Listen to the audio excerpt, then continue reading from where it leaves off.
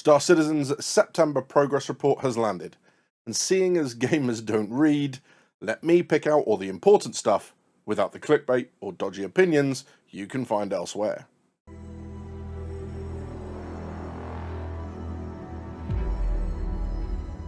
Work continues on making AI feel more alive, including updates to landing zone NPCs, shopkeepers interacting with NPC customers, and work on guards becoming more, well, guardy, if that's even a word. The Yormandi has been revealed as the creature they've almost finished, which some seem to think is the jungle version of the Valakar, though quite where that's supposed to spawn in the verse at the moment makes me wonder if that's just a rumour. Whatever it does end up being, they have stated it has different fire modes, which is suitably traumatic. NPCs getting taken out whilst they're talking on comms to other NPCs will soon cause aggro, even if the death wasn't in line of sight.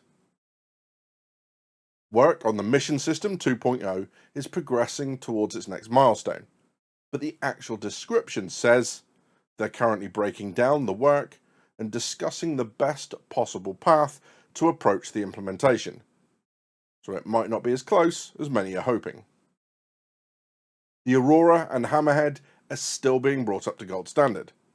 The Hammerhead will receive some visual changes to its interior based off of the visuals inside the Idris, whilst the Aurora is getting a hefty refit to its component bays, bed access, dashboard placement, entrance method, VTOL setup, and its underside cargo access. The Paladin still remains in Lot 0 with work on its turret progressing, whilst the Hull B and Kraken are now in white box, and both Ironclad variants are approaching their white box review. The Perseus is almost done, and 4 unannounced ships and 2 vehicles are in various stages of development. I feel like this could have gone into every progress report for the last 18 months, but the engineering gameplay loop is being prepped for wider testing. Whilst there's a load of other text in that report, it's not really much to talk about. It's developer tools or its ongoing bug fixes, not worthy of being highlighted at this stage. But a couple of you guys have suggested that I might want to do a little bit of a react portion on the end, so that the people who are here for the information, awesome, hope you enjoyed, thank you very much. If you wanted some thoughts, then I can add them here, and we'll see how it goes. Let me know in the comments whether you like it, or whether you just want me to shut up and stick to the information.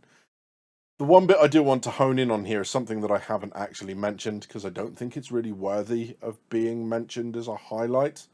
In the animation section, it mentions that there is an air traffic control voice returning to the game.